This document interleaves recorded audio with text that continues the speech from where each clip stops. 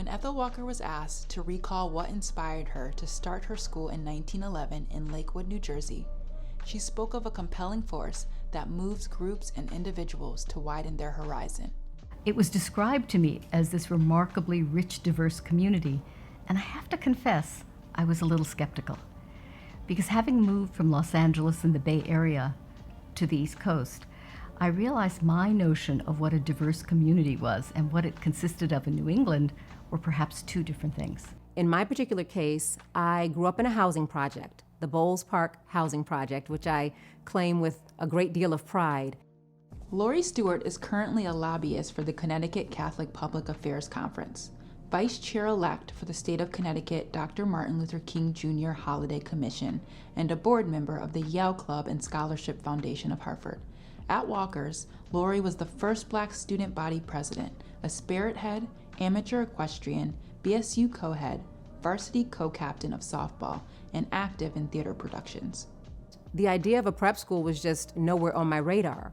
And my mother, with her limited resources and some of her limited capacities, still found a way to expose me to things. There was a man by the name of Mr. Payne. He was what they call a show teacher at my junior high school, and he saw me, I was in the debating team, and he saw me on the debating team where I was debating, and he thought that I was prep school material. Donna Williams.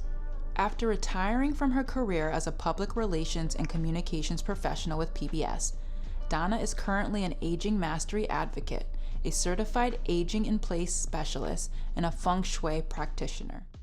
Donna was head of Dials, a prefect, played field hockey, softball, and paddle tennis, and won the Henry B. Sargent Prize for Good Fellowship.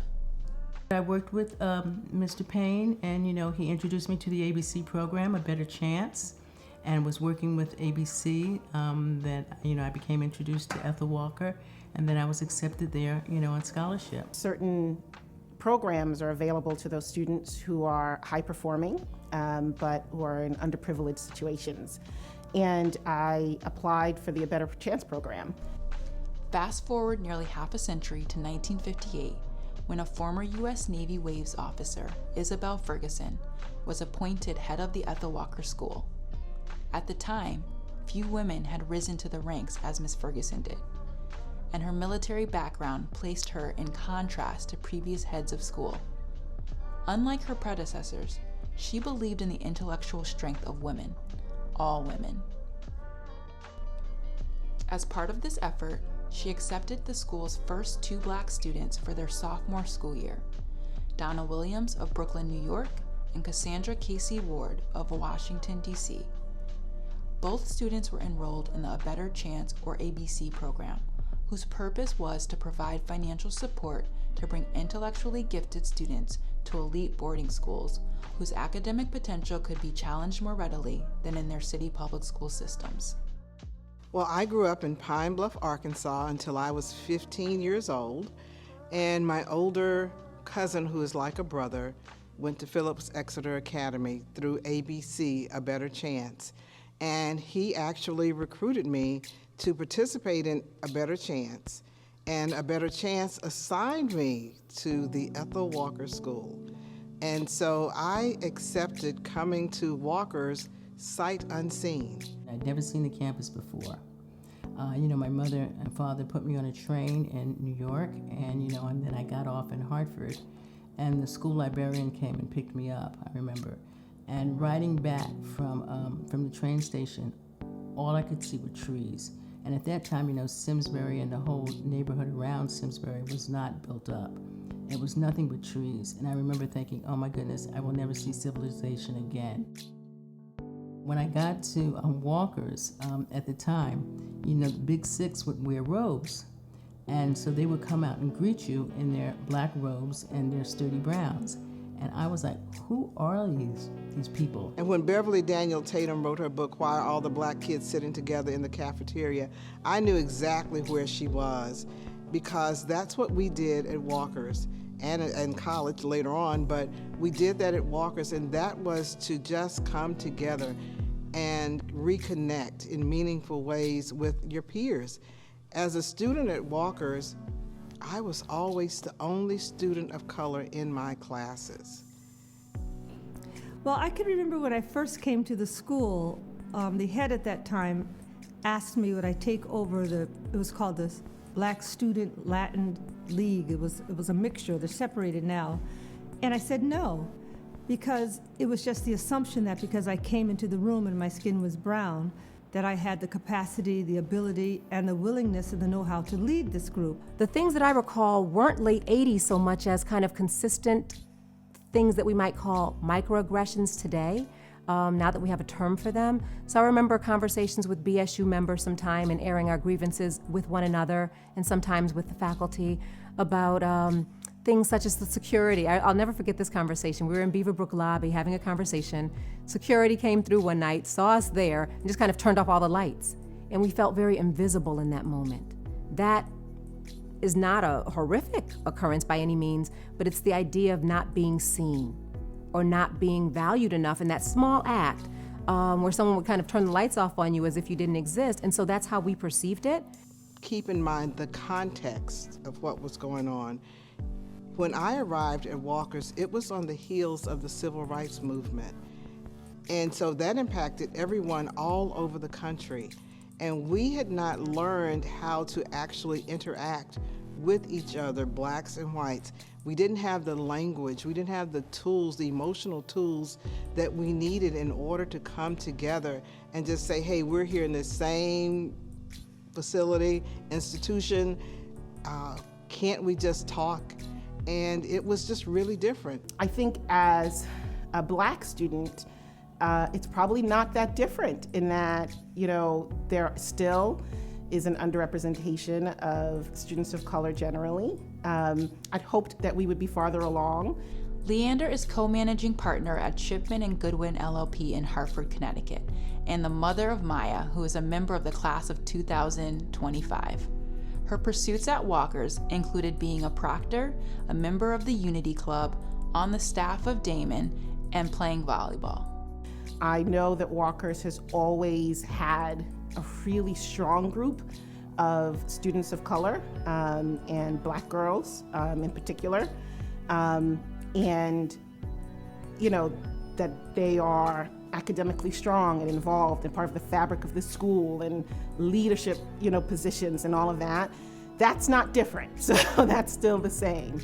What I think sometimes Maya does say, there are just so few Black girls that in a small setting with a small class, your social circle is naturally smaller. How do you come together and have meaningful conversations without someone to facilitate that and help you understand? And you have to also realize that the adults at the school were also learning how to, manage and handle themselves in an integrated setting. And, and I found out, that they had a meeting with the student body to explain to them that, there were going to be Black students, that coming year. And not everybody at Ethel Walker was ready, not everybody thought the school should be integrated. And I remember I found out, I found out about a couple of girls who didn't think school was ready. And I really made it my point to become their friend, because I really felt it's about changing hearts and minds. I have to say one thing about being in the brown body, which is really, I always feel like I'm inhabiting this body, is a wonderful, wonderful experience. Because you're living life from a way where you understand that there are acts and ideas that aren't proper and that have been formed wrong in the human beings. And it was an incident where 3 students were involved, all of different racial ethnicities. And you may choose not to include this in this piece, but out of those 3 students, the punishments per racial identity seemed to worsen per the degree to which their skin was colored.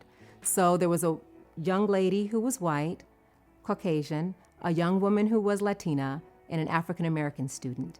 And of all three, the African American student bore the greatest extent of that punishment.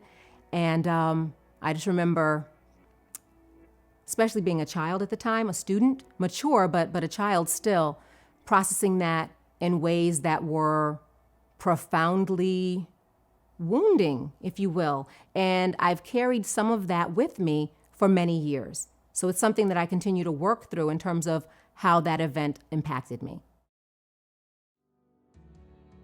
It was also different. It was an economic, socioeconomic difference, because we were all ABC students, which meant you had to be economically disadvantaged, and many of the white students were not.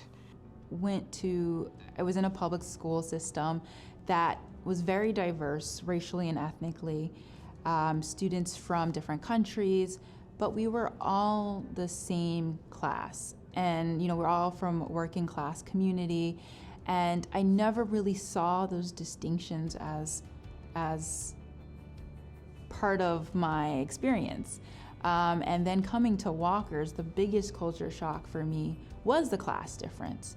Just as this country once believed in a melting pot theory and then a salad theory and then numerous other culinary metaphors to describe the issue of diversity, I think so too this school has evolved from a time where people imagined colorblindness to be the optimal ideal state, and of course forgetting that we may say we are colorblind, but nevertheless we're constrained by forces beyond our control which govern people's lives based on how others perceive them in terms of race and cultural construct.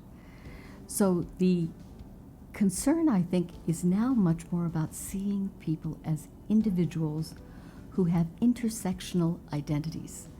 I liken it to what we're struggling with in the legal industry and at my firm. We don't have enough diversity at my firm, right? I'm still one of 2 Black partners here. Your faculty needs to be more diverse because it's an important factor. My husband's a teacher, he teaches math. He's very cognizant that he wants to teach in urban areas with underserved kids because his thing is students need to see people like him teaching. When you have teachers of color, they are models and they are examples of success stories. And when students don't have those, they tend to not think of themselves as capable of achieving that same goal. Students and their families, it matters to them that the leader is a woman of color who doesn't shy away from acknowledging where we could do better. As I wake up every day, I don't say to myself, I am a woman of color who's leading this school. I say, I'm Mira, who's trying to lead this school. And oftentimes, it's been interesting to me to understand my position based on how it is mirrored to me by the reaction of others. So for example, in my first year or two, I had a wonderful associate head of school who looked very much the part of the New England head of school, who was blonde and knew all about lacrosse and wore pearls, and I wear pearls too sometimes now. And invariably when we would go to a conference or we would be somewhere out in Simsbury or in the neighboring towns, and people would say, there's the new head of Walker's, invariably everybody would turn to her. And she would have to say, actually, Mira is the head of Walker's. And that always produced a pause. And so I think of that pause as what precedes my stepping into that role. And that's been helpful for me because, in fact, that's a good thing. And the reason why it's a good thing is because my being the first head of color at Walker's is about a fight I think that women have been fighting, which is the issue of default assumptions about who they are and what they are capable of doing. And so when people have to make that pause, they have to recalibrate. And that's in fact what I want the world to do as every one of our graduates emerges, which is to recalibrate their assumptions about what girls and women can and should and will do. It's about honoring those women who were so brave, Sydney Satchel is currently a member of Team USA's sitting volleyball team, a journey which began 11 months after her leg was amputated below the knee. At Walkers, in addition to being student body president, she was a 3-season varsity athlete and captain of soccer and basketball. Howard University Athletic Department named the Sydney Satchel Award for Perseverance in her honor. Those families, my Lord, who were so courageous to say, hey, we will stand up and be the first. We will deal with the junk. We will deal with the criticism. We'll deal with the words, just so that this space would be better for the people behind them. I think we always think about this utopia as a place that will never really exist. It's always far away from us. But I think if we're going to try to create these ideal spaces, what better way to start that sort of experiment than here at a school that promotes women's working together, inclusion, social justice, and really wants to challenge the ways in which we are thinking about the world and even our own community. And I think where I want to see us grow is to really create this safety net, because when you leave Walkers, you can value the experience that you've had here. And if we can create this safe space for all students, no matter their gender, their sexuality, or their race, and they feel wholly and entirely accepted and safe, and they can then take that experience into the rest of the world and have an idea of what that could look like, I mean, we could create such a better society from that. Like our Black students to be happier and feel safer and feel heard and be seen. Or even be like going forward, I would like for them, when they look back, like, do you all know of the students who maybe put together, the conversation that we had? Like, I want them to be able to be aware. So, we may not have been as aware, like during Centennial, like we truly could not answer that question. But going forward, it's not just like so they can know our names, just even Black women. Just the work that's done, and we care. Like, this is a community. Like, I want them to have that sense of sisterhood within the sisterhood that I have had and still clearly have. So it's all about that for me. I think I've seen a wonderful evolution on our campus where it's not simply a function of a change in distribution, it's a change in mindset and awareness. The biggest change I noticed, I think, coming here was that a lot of the people here are very educated, as I would say. Coming from my previous school, there were a lot of people who, would throw around very derogatory words all the time, who would wear stuff that was very, disrespectful to wear towards school because it might be disrespectful towards other religions or races and stuff like that. And coming here, I felt like everyone was way more accepting and, willing to learn about how they can be more respectful and make other students feel better about themselves and being who they are. And I think that was like the biggest thing I noticed as soon as I came here. I think we are in an exciting watershed moment.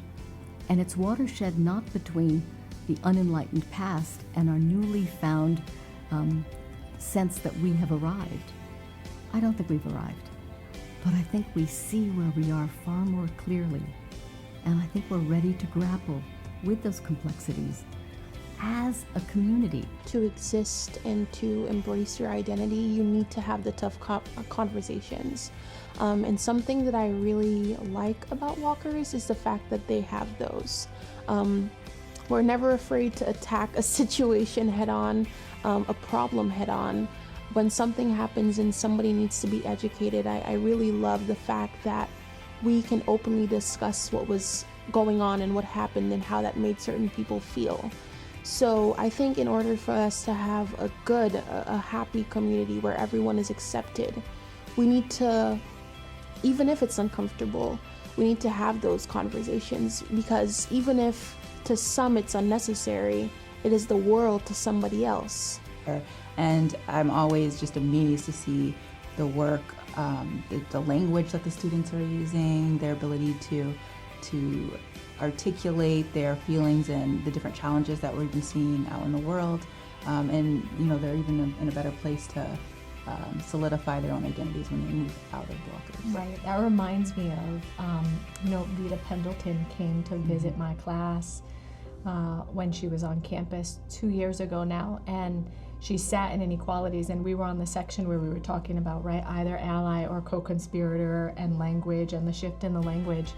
And at the end of class, Vita looked at me and said, I wish I would have learned this while I was here. And I thought to myself, right, like how much has changed even in the classroom experience for young people to have access to language and information to think, to your point, about systems, right? They are individuals who are products of the world around them and the way the world around them wants to see them, wants to shape them, wants to stereotype them, bias them. And so the systems thinking becomes really important because it allows them to think about what they can do to shift.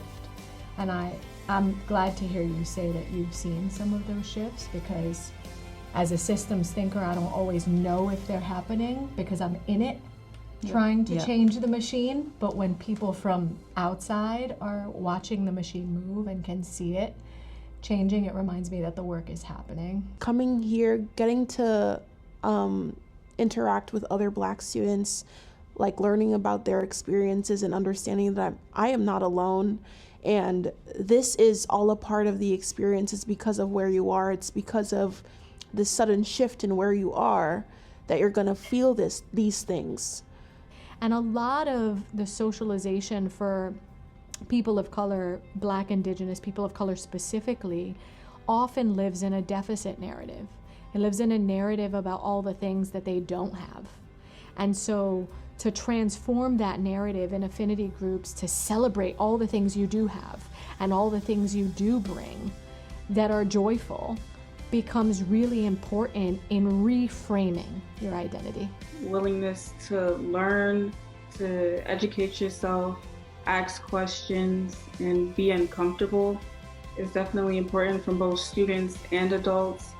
I feel like Walkers in itself has also made me think more about who exactly I am and who I want to be and the things that I want to stand for. You also see the adults asking the affinity groups, what can we do to make sure that the experience is better for all students? What can we do to help you reach any goals? This doesn't mean that change is easy. I think we have made wonderful progress in terms of the diversity, in terms of race, ethnicity, to some extent, national origin. We've made progress because I think this is the first generation that has really begun to question that binary normative. Schools, I think, are sanctuaries, are places of refuge and respite for people to rethink the world. And in fact, isn't that what education is? It's our chance to rethink the world with all the tools that our teachers give us.